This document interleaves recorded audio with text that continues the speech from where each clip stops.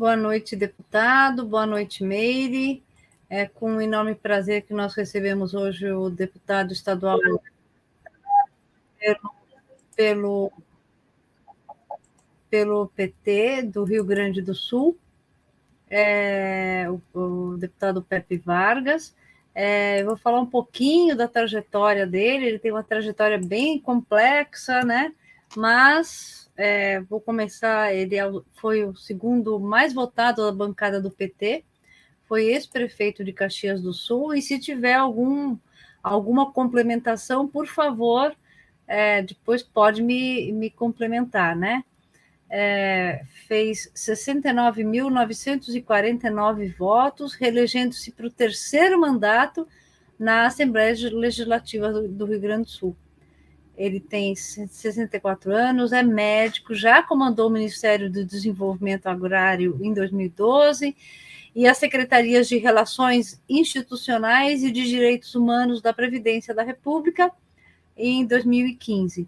É natural de Nova Petrópolis, iniciou sua trajetória política nos anos de 80, no combate à ditadura militar.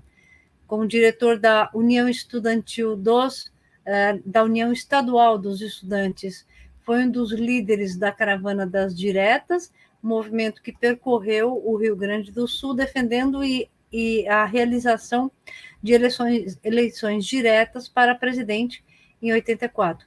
Foi o primeiro vereador do PT de Caxias do Sul, cidade para a qual se mudou com a família aos 6 anos. E em 96 foi eleito prefeito e reeleito em 2000. Na sua gestão, o município serrano passou a ser considerado o melhor em qualidade de vida do Rio Grande do Sul, segundo o Índice de Desenvolvimento Socioeconômico da Fundação Estadual de Economia e Estatística. Em 2006, o Pepe Vargas foi eleito deputado federal e reeleito em 2010 e em 2014. Então, é um enorme prazer estar aqui com a sua presença, agradecendo também a todos os livers que estão aqui conosco, pedindo para que todos curtam o canal, se inscrevam, assistam e compartilhem as lives do canal Brasil Esperançar, e nesse programa, então, o programa Esperançar com Meire. Então, é um prazer, como eu comentei. Pepe Vargas, as suas considerações, então, iniciais, por favor. Está sem som, está sem som. É sempre assim, não é a primeira vez, não vai ser a última. Boa noite, Regina, boa noite, Meire, boa noite a você também que nos acompanha aqui no Esperançar com Meire. É um prazer voltar a participar do programa, né? Eu fico aí à disposição para a gente poder debater aí os temas que são importantes hoje para a vida do nosso povo, para o nosso país, né? Com certeza tem muita coisa que a gente pode falar e debater aí hoje. Sim.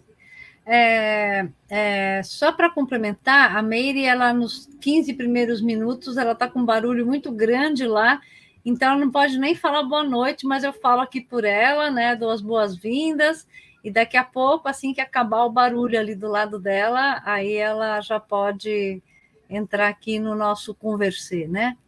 Bom, em algumas questões, né, do Rio Grande do Sul e também do Brasil, né? As mudanças climáticas são visíveis, né?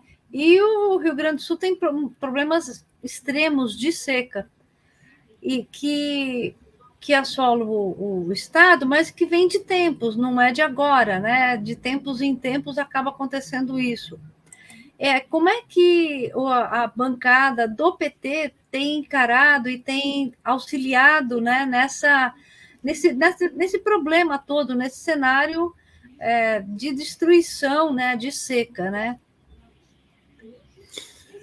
Bom, de fato, a gente tem aqui no Sul, no estado do Rio Grande do Sul, não necessariamente em todo o sul do Brasil, uma situação bem peculiar de termos, periodicamente, de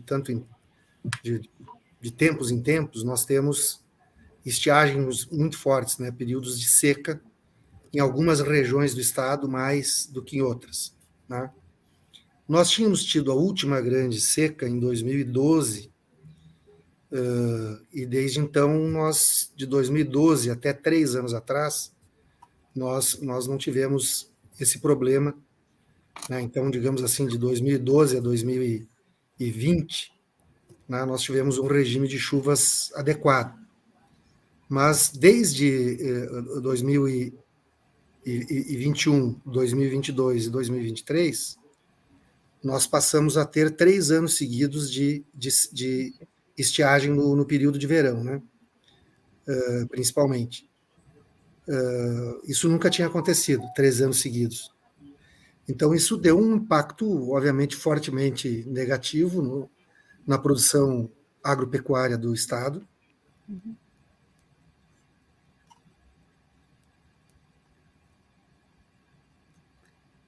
E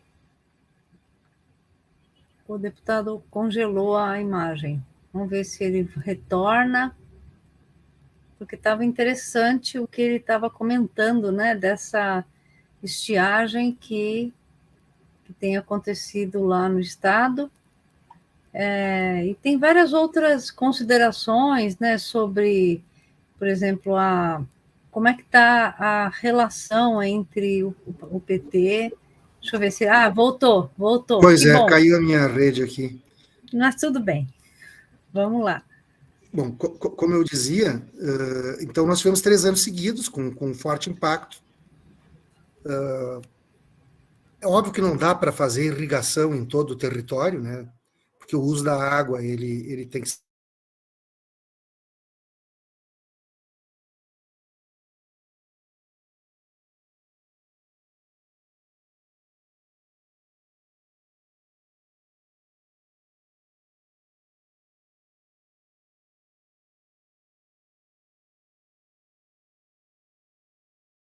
Agora eu que estava sem o som desativado.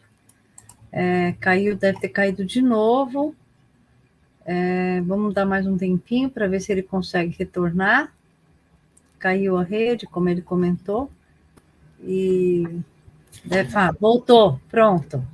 Eu estou com instabilidade aqui na minha internet. Eu tenho 2 redes, inclusive. Uma caiu totalmente e a outra que eu entrei aqui, ela está com essa instabilidade. Ela entra e cai. Vamos ver se ela fica agora. Sim, são problemas de tecnologia e ao vivo, né? Não adianta, são coisas que acontecem. Enfim, então teve uma queda muito forte no produto interno bruto do Estado. Eu dizia que não tem, obviamente, como irrigar toda a área agrícola do Estado,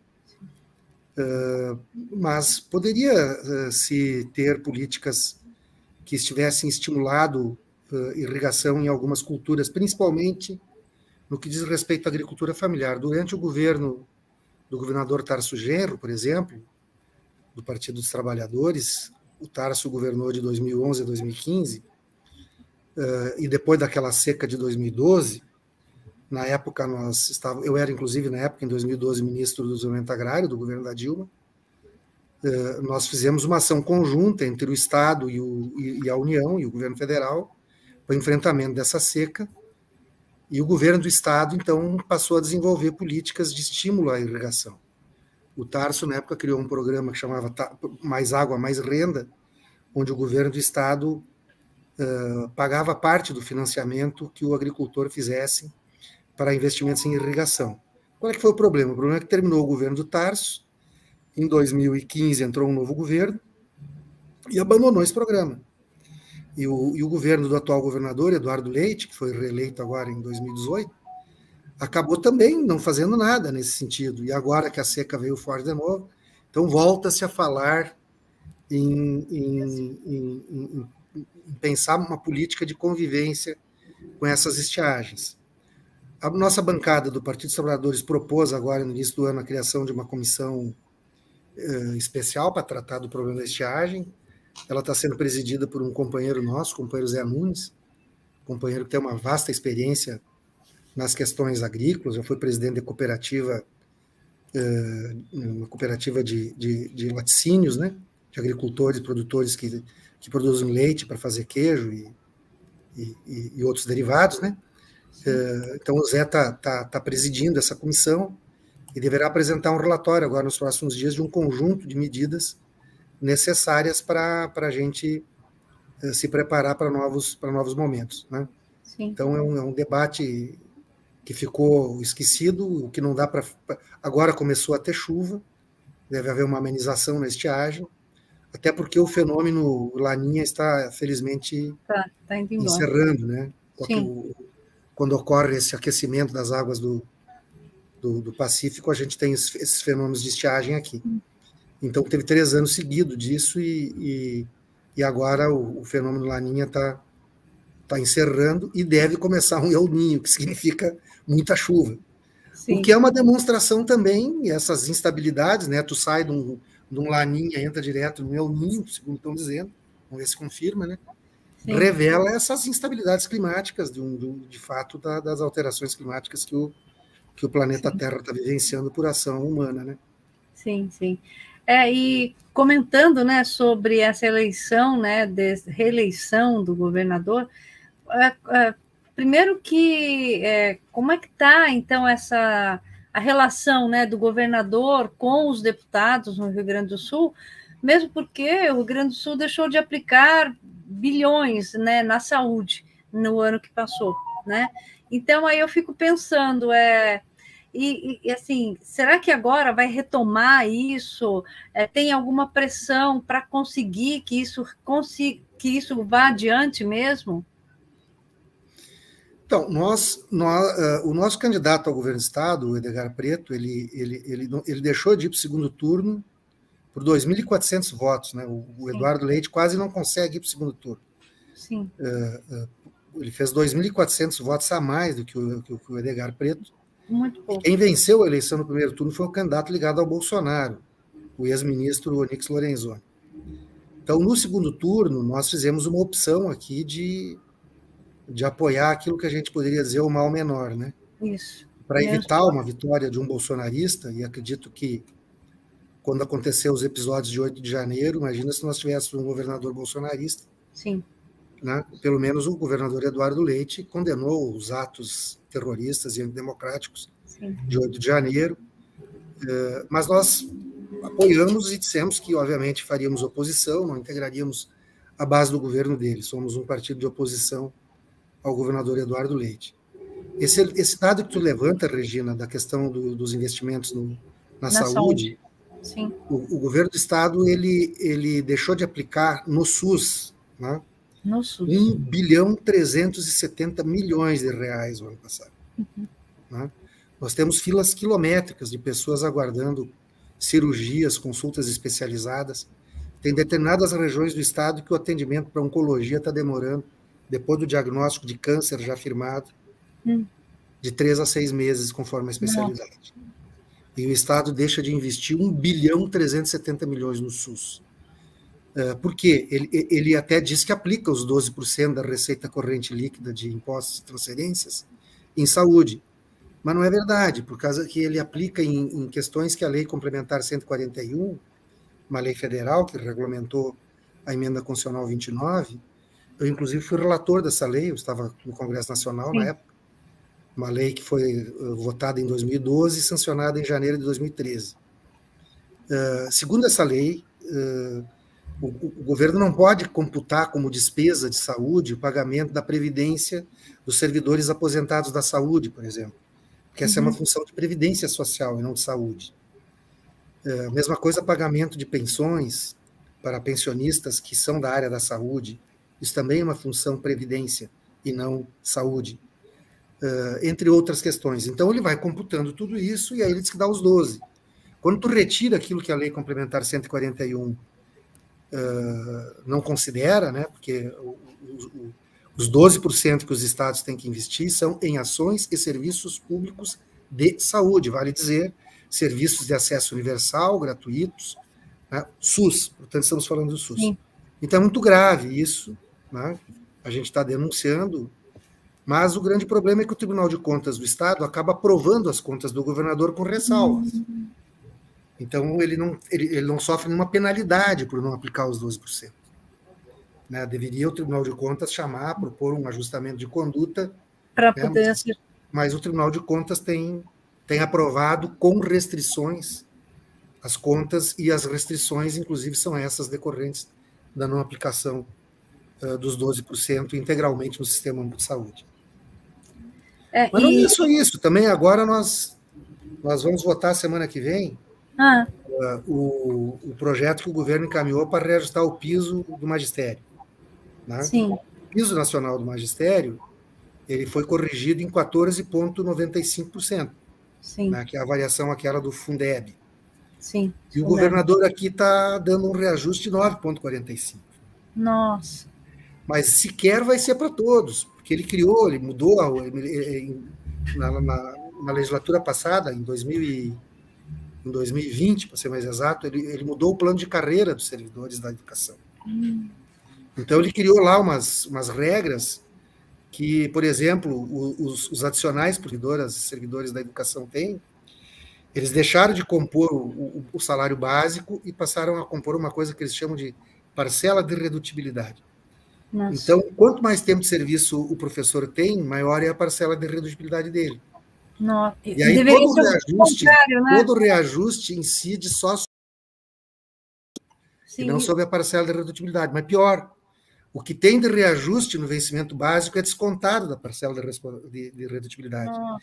Então, por exemplo, hoje de manhã mesmo nós tivemos uma audiência pública onde o Centro de Professores do Estado do Rio Grande do Sul, que é a entidade sindical que representa o Magistério Público do Estado, estava denunciando lá que 28 mil professoras aposentadas ou professores aposentados não vão receber um centavo de reajuste por conta dessa política, né? Então, é um governador que fala que vai priorizar a educação, mas ele promove se pegar os últimos dois, agora estamos para o terceiro governo, né? O governo passado do Eduardo Leite, o governo anterior do José Ivo Sartori, do PMDB, foram 8 anos, nesses 8 anos, a inflação acumulada dá em torno de 61%. E o reajuste médio dos salários dos servidores da educação foi de 17%. Você imagina o tamanho da perda salarial. Qual é a categoria de trabalhadores que, ante uma inflação de 61%, teve só 17% de reajuste salarial? Estou falando de trabalhador da iniciativa privada ou do serviço público mesmo.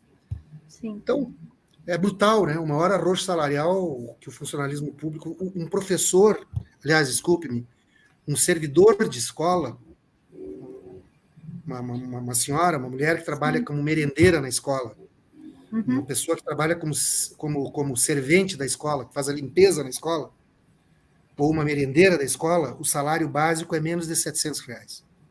Nossa. Aqui no Rio Grande do Sul. Aí, como ninguém pode ganhar menos que o salário mínimo, então eles pagam o que eles chamam de um completivo. Né? Então, o ano passado, foi dado 6% de reajuste a título de recomposição salarial, né, de todos os servidores. Só que tu imagina o seguinte, o cara ganhava 600 e poucos reais, ele teve 600%, 6% de aumento. Então, digamos, ele teve lá 30, 40 reais de aumento. Então, o vencimento básico dele saltou de 630, 640 para 680, 700 reais. Nossa. Ainda está longe do salário mínimo. Sim. Então, diminuiu o completivo. Ou seja, ele não teve aumento, praticamente. E agora eles também não receberão os 9,45. Então, é uma vergonha. O pior é que o governador passa a ideia de que ele está dando um aumento para os professores, até as pessoas compreenderem o que é a tal da parcela de redutibilidade. É difícil explicar isso, né? E a maior parte das pessoas não entende. Sim. Então, ele vai, né, de mentira em mentira, ele vai contando uma história que nunca é completa. Então, nós fazemos oposição ao governo dele porque temos profundas discordâncias. Né? Quando o Tarso Genro governou o estado do Rio Grande do Sul, ante uma inflação de 20 e poucos % acumulada no governo dele, os trabalhadores da educação receberam mais de 60% de reajuste, tiveram ganho real acima da inflação, para recuperar perdas de governos anteriores também, neoliberais, do PSDB, do PMDB, que não tinham dado nem inflação para os salários. Então, aqui no Rio Grande do Sul, a história é um pouco essa, quer dizer, quando os neoliberais governam, eles vendem muito do patrimônio público, né, vão vendendo patrimônio público, cada vez o Estado vai empobrecendo, o Estado tem um crescimento sempre baixo, abaixo da média nacional. Agora nós tivemos recessão, tudo bem, teve uma estiagem, mas lá em 2012, no governo Tarso, também teve estiagem, também teve seca.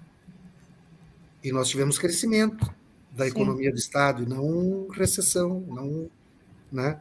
Porque, enfim, eles não veem, né, o Estado como indutor do crescimento, do desenvolvimento, então vão vendendo patrimônio, vão arrochando salário de servidor, isso tem reflexos na economia do Estado, obviamente, acham que o mercado regula tudo. Então, hoje nós estamos aqui no Rio Grande do Sul nós temos um setor de cooperativas, de agricultores familiares, que produzem frangos, suínos, gado leiteiro, e eles têm cooperativas para produção de leite, de frangos e suínos e embutidos, etc. Essas cooperativas estão em profunda crise nesse momento, por ausência total de uma política do Estado do Rio Grande do Sul que dê conta do desafio que é algumas coisas conjunturais, né, que eles estão vivenciando. E o setor, se o Estado não fizer nada, vai quebrar. Esse setor de sim. cooperativas vai quebrar. Né? Nós estamos, enfim, defendendo um conjunto de coisas que o Estado poderia fazer, mas estamos desde o ano passado dizendo isso, e até o presente momento o Estado não fez nada. Então é aquela visão, né, de uma força política que acha que o Estado tem que se retirar de tudo, que o mercado resolve tudo, que as livres forças do mercado vão resolver essas coisas, e elas não resolvem, elas vão cada vez aprofundando mais essa crise. Quando temos governos que entendem que o Estado tem um papel a cumprir para o desenvolvimento, né, não que vai negar o mercado, mas que Sim. pensa políticas públicas, né, para o desenvolvimento econômico, o Estado tem um crescimento acima da média nacional, inclusive, e melhora a sua arrecadação, melhora a condição do funcionalismo público. Né? Então, nós estamos novamente num ciclo aí de 8 anos, indo para 11 anos, 10 anos já, 9 anos agora, melhor dizendo, de forças que têm essa visão ultraliberal da economia, e o Estado do Rio Grande do Sul está cada vez empobrecendo mais, lamentavelmente. Mas eu fico pensando que em questão desse tipo de governo, São Paulo também não está muito diferente, sabe? Porque também o neoliberalismo com Tarcísio entrou aqui com tudo, né? E aí o primeiro eles fazem é sucatear, né? Sucatear ao máximo o serviço público para depois falar não está funcionando e aí então privatizar. Está falando em privatizar a Sabesp, enfim, como aí eu esqueci o nome da empresa de águas aí. Corsan, Companhia Rio Grandense de Saneamento. Corsan, exatamente. A Corsan também estava entrando nisso, eu não sei se chegou a... Não, teve ações judiciais que obtiveram liminares e, por enquanto, foi feito leilão na Bolsa, mas o governador não pôde assinar o contrato de venda definitiva, porque tem ainda ações judiciais e uma tomada de contas especial no Tribunal de Contas, que impede ele assinar o contrato de transferência da companhia para a empresa privada, que é a EGEA. Isso aqui é um escândalo, viu? Vocês imaginam o seguinte, nós levávamos denúncias ao Ministério Público sobre o processo todo aí da venda da Corsan, e o Ministério Público não levou à frente nada. E o Procurador-Geral de Justiça, o chefe do Ministério Público daquele período, que hoje não é mais ele, mas ele era o chefe do Ministério Público daquele período, o Procurador-Geral de Justiça, se demitiu do serviço público e foi trabalhar na empresa que comprou a Corsan. Nossa Senhora. É uma pouca vergonha, não, falando português bem claro. Ilegal não é, não tem lei que exija quarentena para ele sair do Ministério, deixar de ser promotor público para ir trabalhar numa empresa privada. Sim. Mas vamos combinar, né, que uma certa moralidade também seria desejável. Ética zero. Né? Ética zero, né? Ética zero. E outras coisas, teve caras que trabalharam no lado de cá do balcão, no lado de cá do serviço público, também no governo do Eduardo Leite, e também foram trabalhar em empresas privadas que adquiriram empresa pública. O Eduardo Leite vendeu a Companhia Estadual de Energia Elétrica por R$100 mil. Meu Deus. Por R$100 mil. Quer dizer, deu, né? Menos do que o preço de um automóvel. Fez uma doação, um automóvel, né? Menos que sei eu, escolhe o automóvel que quiser, um Toyota, não precisa nem ser um Toyota Corolla, que é muito mais caro que isso. Mas um Toyota Yaris, um Versa da Nissan, qualquer carro está 100 em mil torno de reais, 90, 100 mil. Aliás, um absurdo o preço dos automóveis aqui no Brasil no último o período, né? preço, sim, Mas é realmente. isso. Eu, na época, inclusive, tuitei, um baita negócio que o governador fez. Na época, um Toyota Corolla estava por em torno de 100 mil. Se vendeu, trocou a Corção por um Toyota Corolla. Meu Deus, Vai né? doar o Toyota Corolla para a Brigada Militar. É uma, Assim, para e, expor o absurdo, né? sim, Para mas e expor o aí eu fico absurdo. pensando, pera, antes de eu continuar, Meire, você já consegue falar? Ou ainda está barulho? Ah, consegue. Então fala lá que depois eu complemento as minhas observações. Não, eu quero agradecer a presença do deputado, porque é uma das pessoas que mais nos apoia, né, nessa caminhada aí do Esperançar, e assim, aí eu queria, duas coisas que eu queria perguntar para o deputado: como foi chegar a Brasília depois de um tempo? Eu sei que o senhor foi ministro da Dilma, e eu tenho um vídeo, inclusive, aí no canal, onde o senhor fala que chegou, veio para Brasília para a posse do Lula, depois de um tempo, né, que tinha ficado um tempo sem ir em Brasília. E como é que o senhor está vendo a política nacional agora, né, com esses ataques desse juiz e aquela fala impensada do nosso presidente também, né? Mas depois eu pergunto mais coisas. Eu queria que o senhor falasse da emoção de ter voltado a Brasília. Sim, e tem a questão de ver Dilma presidente de um grande banco depois de ter sofrido o que ela sofreu, né? Aí eu sei que você tem um carinho pela presidente Dilma, porque para mim vai ser sempre presidente. E aí eu queria que você falasse um pouquinho sobre isso aí, deputado. Bom, eu fiquei de dezembro de 2018, quando encerrou o meu mandato de deputado federal encerrou em 31 de janeiro de 2019, mas em 2018 eu já tinha feito uma opção aí desde 2016, que eu não concorreria mais a deputado federal e queria ficar mais aqui no estado, então eu concorri a deputado estadual, me elegi. Então, mas em dezembro não tinha, enfim, entrou o recesso parlamentar e eu não, em janeiro eu não fui a Brasília, então desde dezembro de 2018 eu não tinha ido a Brasília. Eu voltei a Brasília em março de 2022. Nós fomos numa reunião no Ministério da Agricultura, por conta desse problema da seca, da estiagem, o governo Bolsonaro não fez coisa nenhuma, não fez nada. Aliás, a ministra Tereza Cristina veio aqui no estado, entrou quieta, saiu calada, disse que voltava, não voltou. Aí nós tivemos uma comitiva da Assembleia Legislativa e de produtores rurais e fomos lá e não saiu nada também. O governo Lula aqui, os ministros vieram, agora já em fevereiro, estiveram aqui o ministro do Desenvolvimento Agrário, o ministro da Integração Nacional, o ministro do Desenvolvimento Social, e anunciaram um conjunto de medidas de apoio aos agricultores atingidos pela estiagem. Mas voltei na posse do Lula, eu não pude ir, porque tinha a posse do governador aqui, né? E é uma sessão da Assembleia Legislativa que imposta ao governador, então eu tive que ficar para a sessão de posse do governador. Mas fui na posse do ministro do Desenvolvimento Agrário, na posse do ministro dos Direitos Humanos e na posse do ministro da SECOM, nosso conterrâneo aqui, o Paulo Pimenta. Não pude ir na posse do SRI, o Padilha até me convidou, porque eu fui também ministro da SRI, fui ministro dos Direitos Humanos e ministro do Desenvolvimento Agrário, mas da SRI não deu para ir. Então, primeiro, a constatação, né? Digo quase rindo, porque é trágico, mas enfim, a gente, né? Cheguei lá para a posse do Paulo Teixeira, depois de tarde, depois da posse, a gente reuniu lá onde seria o novo ministério. Não tinha ministério, né? Não tinha funcionário de ministérios, o ministério do MDA foram espalhados por toda a esplanada, sabe-se lá onde é que estavam, não tinha estrutura, não tinha nada. Montar um ministério do zero, completamente do zero, porque eles acabaram com o Ministério. Bom, a mesma coisa fizeram com o Ministério do Trabalho, a mesma coisa fizeram com o Ministério da Cultura, a mesma coisa. Destruíram os ministérios, acabaram com os ministérios. Né?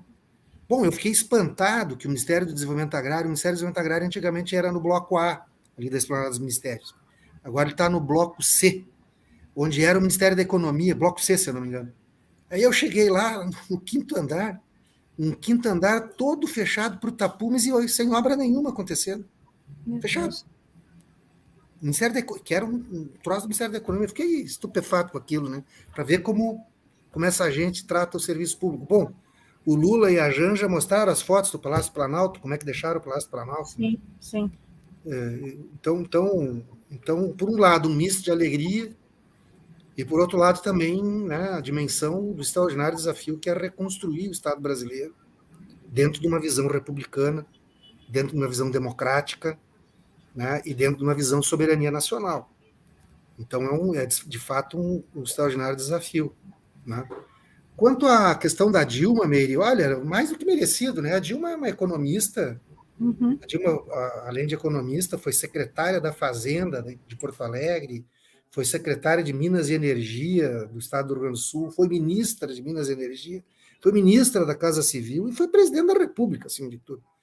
Então, ela é uma pessoa profundamente capacitada para dirigir o Banco dos BRICS, né, que é um banco, obviamente, de fomento, né? E com certeza vai ter uma equipe lá junto com ela, né? E espero que o Banco dos BRICS ele cumpra esse papel, né, de estimular projetos que visam o desenvolvimento dos países que são sócios do banco, né? E eu acho que com a Dilma lá esse papel será cumprido com certeza. Quanto ao juiz, Meire, eu acho que não vale nem a pena falar desse cara. Também né? acho. Eu acho que o Lula, de fato, tem que. O Lula teve umas agendas ali naquela semana muito intensas, né? Muita coisa. Eu acho que não é à toa também que ele ficou doente também, né? Uma agenda muito intensa. Eu acho que tem que dar uma folga na agenda do Lula. Eu acho que tem que priorizar determinadas coisas. Aí o sujeito está cansado, né? E quando a gente está cansado, às vezes também a gente já não raciocina como raciocinaria quando está descansado, né? Porque eu acho que foi infeliz aquela fala dele, né? Não foi pública, ele não falou no microfone, ele não falou numa live, mas ele desabafou algo que é compreensível, né?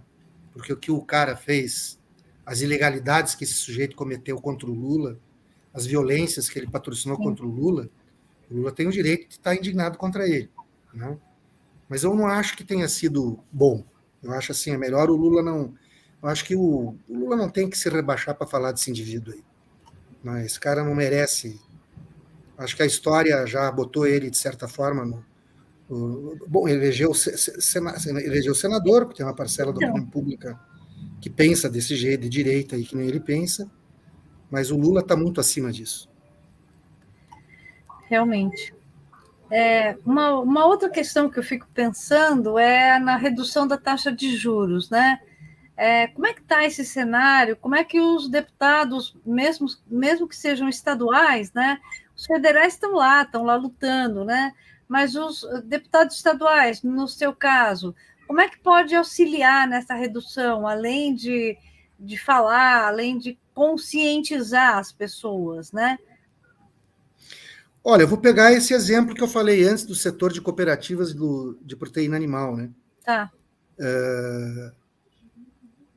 Para eles fazer capital de giro, eles hoje têm que ir no sistema financeiro.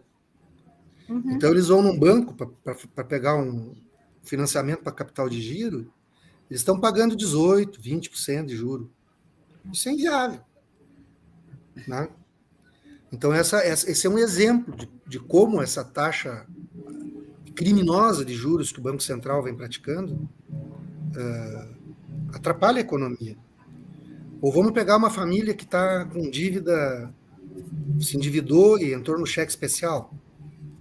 Não vou nem falar no cartão de crédito. Uhum. Não, no cartão de crédito o juro vai a 100 e poucos por cento, muito mais do que isso, 140%, 150%, 160%. Então, nós temos aí uma situação de endividamento das famílias e endividamento de empresas. Com essa taxa de juros, como é que vai sair do endividamento? Sim. Né? E um endividamento do país, porque essa taxa de juros aí custou já mais de 400 bilhões de reais. desde que o Banco Central começou esse aperto no crédito. E numa situação que nós não estamos vivendo uma inflação por excesso de demanda, nós estamos tendo uma inflação por falta de oferta. Né? Tem uma guerra em curso. Então, por exemplo, pega o preço do milho para fazer ração, disparou. Né? Consequentemente, isso tem um impacto no preço dos alimentos, porque para produzir carne você precisa de ração. Né? Então, mas por quê? Porque tem uma baixa oferta. Então, não é por um excesso de demanda. Né? Ou a mesma coisa, essa questão de chips aí que deixaram de ser fabricados devido à pandemia, um conjunto de produtos eletroeletrônicos, desde automóveis até outras coisas, que precisam de chips. Não tem chip, então, enfim, né? Então não tem sentido essa taxa de juros, né?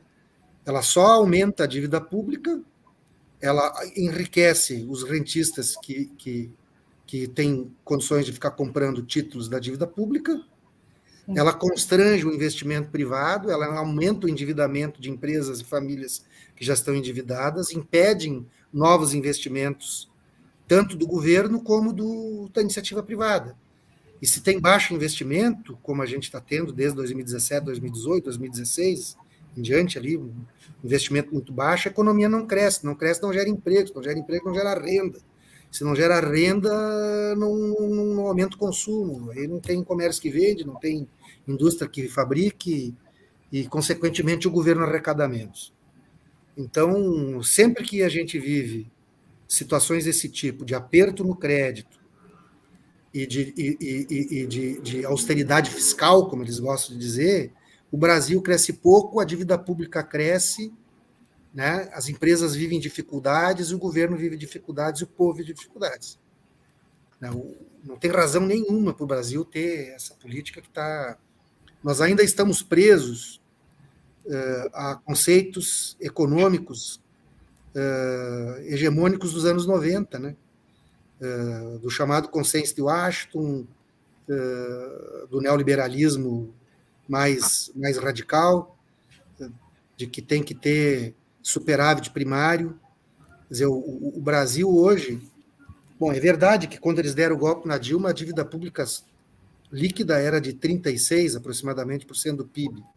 Hoje a dívida pública líquida está 53%, 54% do PIB. Né? Eles aumentaram muito a dívida pública líquida. As nossas reservas, que eram quase 400 bilhões, baixaram para perto de 300 bilhões. O governo Bolsonaro torrou boa parte das nossas reservas. Mas ainda são reservas consideráveis. Né? Se pegar a conta única do Tesouro Nacional, tem 1 trilhão e 800 bilhões de reais. Né? Então, se você descontar tudo isso, né, e pensar que nós temos um nível de endividamento público menor do que os países do G8, menor do que boa parte do planeta, não tem sentido esse papo de que temos que fazer superávit primário a qualquer custo, mesmo sacrificando o investimento e sacrificando políticas públicas importantes, como a saúde e a educação, investimentos em ciência e tecnologia, investimento na infraestrutura do país. E veja bem, o nosso governo, tanto do Lula como a Dilma, não deixaram de fazer concessões.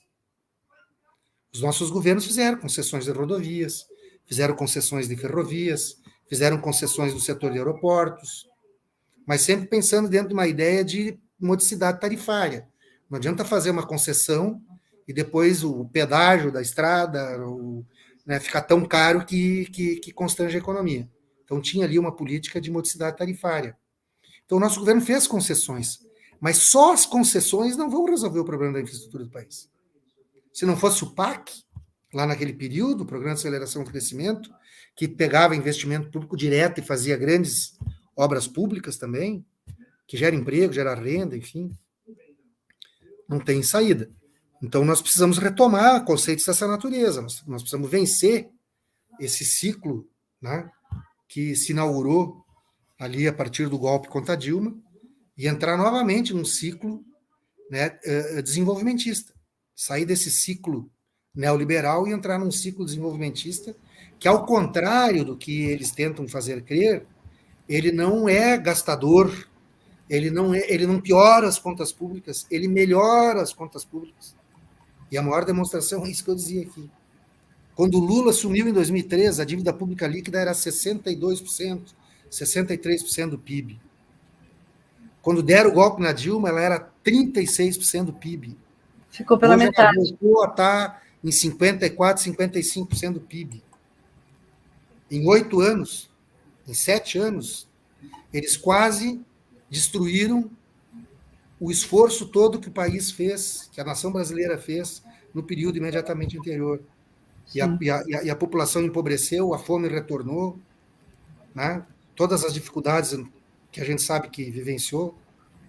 Né? Então, nós temos que enfrentar esse debate. O Lula está muito certo quando ele diz que não dá para o Banco Central continuar tendo essa política. Uma política de boicote premeditado contra a economia brasileira para constranger o governo, para tentar desgastar o governo, para fazer com que a direita tenha discurso, mas está destruindo a economia brasileira.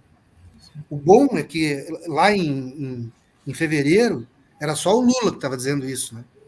Agora a gente já vê alguns setores empresariais dizer, peraí, está meio exagerado esse negócio. Né? Nós precisamos ampliar a compreensão da sociedade brasileira para que o Banco Central se mede. Sim. O Banco Central é independente do governo e subordinado aos rentistas. Ele não é independente dos rentistas. Ele só é independente do governo e independente do povo. E é completamente subordinado aos rentistas.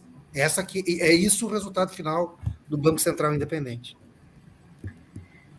Meire, eu não sei se você quer falar a próxima ou eu já... Eu queria que o deputado falasse um pouco sobre a questão dos índios também aí no Rio Grande do Sul. A gente vê o pessoal falando assim na Bahia e outras regiões, e eu acredito que no Rio Grande do Sul tem um monte de coisas erradas aí, ou não, deputado? Eu poderia falar um pouco sobre os índios aí? Então, nós temos muitos problemas, né? Nós estamos hoje com um problema numa das áreas indígenas, a área do Guarita, onde há um crescimento da mortalidade infantil por falta de médicos no distrito sanitário indígena, entre outros problemas.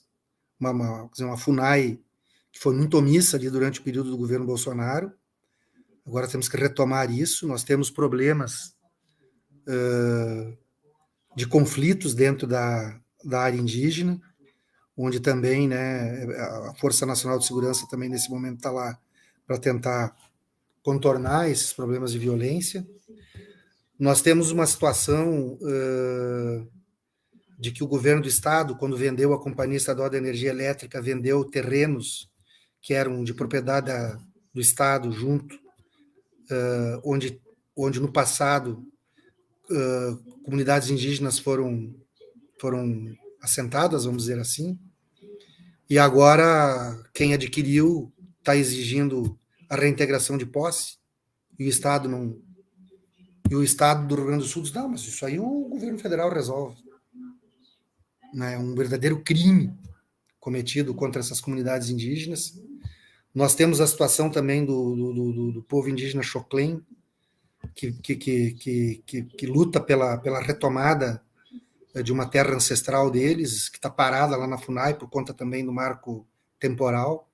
Né? Precisa que o Supremo Tribunal Federal termine o julgamento do marco temporal para que muita coisa que está travada lá possa ter continuidade.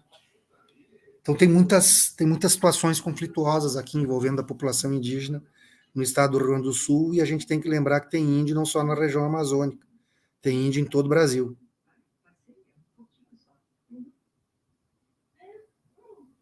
Exatamente, né? Tem essa questão, e ainda tem os índios que eles estão, eu vou chamar de aculturados, né? Que não são reconhecidos mais como índios, né? Ainda tem toda essa problemática, e isso pelo Brasil inteiro, né? Tem muita gente que acaba falando que, por exemplo, Rio Grande do Sul, Santa Catarina, não tem índios, mas tem, né? Eles vou chamar de aculturados, eles não vivem mais em aldeias, né? Eles Não, vivem... não, eles vivem em áreas indígenas, os caigangues, os guaranis, tem mais um pouco daquela questão do nomadismo deles, né? Então, os guaranis estão espalhados em vários lugares, mas os caigangues têm áreas indígenas demarcadas, né? Guaranis também, nós temos fundamentalmente guaranis e caigangues aqui no Rio Grande do Sul, né? E os Xoclen, que muitos é um povo indígena menos conhecido, porque é um povo menos numeroso, mas que sofreu muitas violências ao longo do tempo, né? As pessoas não sabem da história dos bugreiros, como eram chamados, Sim. no período de colonização europeia. Aqui eu estou falando do século XIX, Não é tão longe assim. Não estou falando de 1500, 1600. Sim. Estou falando do século XIX. Né? Houve situações em algumas regiões onde tinham os bugreiros, que eram contratados para fazer uma política de extermínio ao povo Xoclen. Né? Aí depois, eu acho que nos anos 50, o Estado brasileiro fez uma área indígena para eles ali em Santa Catarina, que eles ficavam ali entre Rio Grande do Sul, Santa Catarina, uma parte do Paraná. E depois, durante a ditadura militar, resolveram fazer uma barragem e boa parte desse território indígena foi submerso por uma barragem.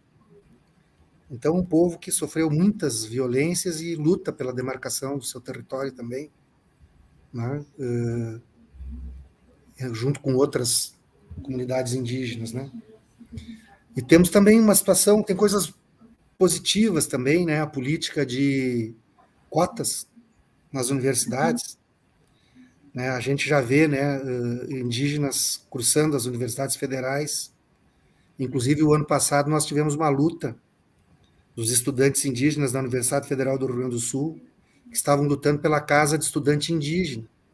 Ótimo. Por conta de alguns aspectos culturais, né, que eles gostariam de manter e numa casa de estudante comum não conseguiriam. Então, eles estão lutando por uma casa de estudante indígena que leve em consideração determinadas características culturais deles, não que eles queiram se apartar do restante dos estudantes, mas que se leve em conta essa singularidade, essa especificidade, né, da cosmogonia deles, inclusive. E então tem coisas positivas também, né? Uma luta por um direito de uma casa estudante indígena, mas que se fosse há 20 anos atrás não existiria, porque não tinha estudante indígena, né? Sim. Eles não conseguiam entrar na universidade. Agora, com a política de cotas, eles entram na universidade federal, né? O que indica também que nós teremos aí uma geração, acredito eu, de lideranças indígenas novas, né? Com formação universitária, com mestrado, inclusive, com doutorado, inclusive, já temos alguns, mas poucos ainda. Precisamos mais. E depois também com a criação, né, do Ministério dos Povos Indígenas, isso também tende a melhorar toda essa situação, né? Eu vi, inclusive, uma live a Roda Viva da Sônia Guajajara, né, da ministra Sônia Guajajara, e ela comentando, assim, sabe, que vai mesmo tocar adiante, não deixar que as terras que sejam terras indígenas sejam de qualquer forma invadidas ou tomadas, né? Então, acho que isso também vai ajudar. Mesmo que no Rio Grande do Sul não tenha isso, não estou falando só Rio Grande do Sul, não, estou falando em estados que não tenham essa mesma política, vai ser sempre de grande ajuda, né? E uma outra questão que eu também fiquei pensando, que o ICMS ele foi retirado, né, de todos os estados, enfim, e agora o Lula vai fazer esse ressarcimento, vamos assim dizer, né, vai retornar, né, e isso já está pensando assim em relação à educação, porque eu acho que a base de absolutamente tudo é a educação, né? E esse ICMS, quando aplicado à educação, ele tende a fazer bastante diferença. No Rio Grande do Sul já se tem esse caminho, já se pensa nessa, quando vier esse ressarcimento, ou já está chegando? Não, a União fechou um acordo, né, com os estados. O Rio Grande do Sul vai ter, nesse acordo, direito a 3 bilhões de reais em ressarcimento do ICMS sobre os combustíveis, né? Porque o governo, lá no governo Bolsonaro, resolveu retirar.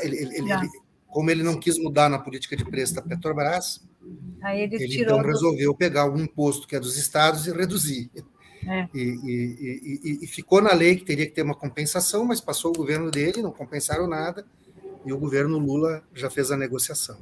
O Rio Grande do Sul, a rigor, perdeu, por conta disso, 2 bilhões. O governador tem dito que perdeu 5. Ele só não está contando uma parte da verdade, que é a seguinte: o ICMS sobre os combustíveis aqui no Rio Grande do Sul era 30%. Tinha sido aumentado lá no governo do governador Sartori de 25 para 30, era 25, passou para 30. E já no governo Leite houve uma política gradativa que retirava e saiu dos 30 e voltou aos 25.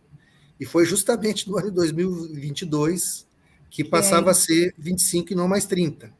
Então ele tá escondendo essa parte, que 5% ali ele já tinha tirado por decisão do próprio Estado do Rio Grande do Sul e não por causa de uma decisão da União, né? Então ele tenta se fazer de desentendido ali, né? Para tentar dizer que ele teve uma perda de 5 e a União só está compensando 3. Na realidade, ele teve uma perda de 2 e a União está compensando 3. Mas é a disputa do rapaz aí, né? Não tem jeito. Bom, isso obviamente entra para arrecadação, quando entra, né? Tem um escalonamento desse pagamento, ele não entra todo de uma vez só, obviamente, mas ele compõe a receita do Estado, sobre o qual incide o percentual mínimo que o Estado tem que investir em educação, né? Agora, eu acho que na educação, se me permitem aqui falar, para nós não falar só de dinheiro, eu acho que nós temos um extraordinário desafio de mudar, de revogar esse novo ensino médio, que foi produto de uma medida provisória, empurrada a goela abaixo, sem discussão, lá no governo Temer, tá? Quer dizer, uma proposta de educação que visa, em última instância, criar um processo educacional onde os filhos das classes populares vão aprender alguns cursinhos para terem empregos futuros precarizados. A realidade é essa. Né? Tira boa parte da formação geral, tira boa parte daquilo que permite que a pessoa desenvolva, né? Desenvolva a sua capacidade de pensar, a sua capacidade de análise crítica, né? Mas não só análise crítica, também um conjunto de questões, né? Em troca de alguns cursinhos, para depois as pessoas virar um microempreendedor individual num mercado completamente precarizado. Sim. Eu acho um escândalo isso, né? Se a gente juntar aí a reforma trabalhista, que precarizou o mundo do trabalho, e pegar o novo ensino médio, um é filhote do outro. Exatamente. Né? A reforma trabalhista que precarizou o mundo do trabalho e o novo ensino médio que visa, né, que os filhos das classes populares aprendam habilidades, competências para se colocar nesse mercado de trabalho flexibilizado, precarizado, de baixos salários, de baixa renda. Né? Não é essa a educação que nós precisamos. Né? Eu vi que o Ministério da Educação vai colocar em consulta pública. Eu vi o Lula fazendo críticas. Eu espero que o governo do presidente Lula já muda. Abra um processo para discutir o que temos que colocar no lugar do ensino médio, mas esse que está aí não dá. Esse que está aí, pelo amor de Deus. Deputado, eu agradeço a sua participação, eu já vou me despedindo aqui. Mais uma vez agradeço muito, agradeço a todos os que estão aqui conosco até agora. Tem alguns comentários aqui que eu estou sempre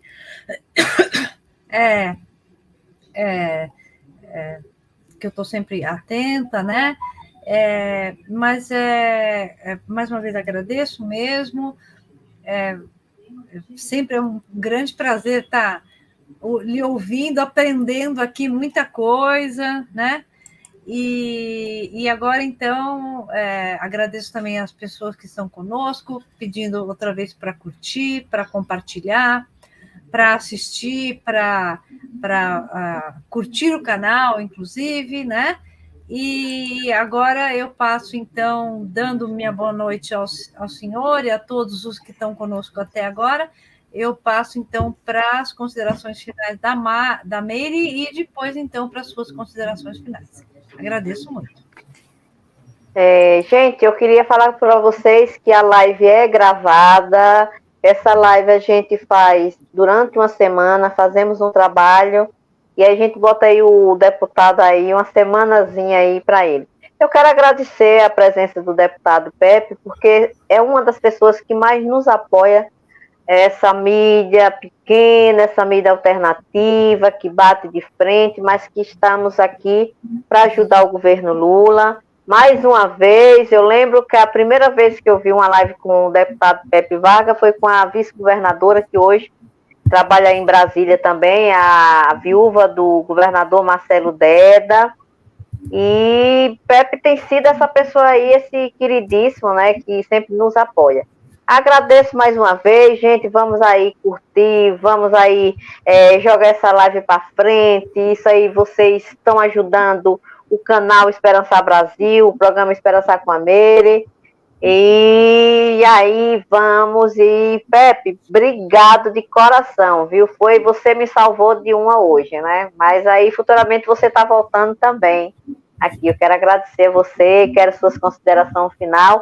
E se você tiver alguma coisa para você falar também sobre o seu mandato, se tem alguma coisa assim, pode falar. Se quiser falar um pouquinho sobre a saúde, porque eu sei que você manja bem da saúde, tudo bem, pode falar aí que o canal é seu, o programa é seu.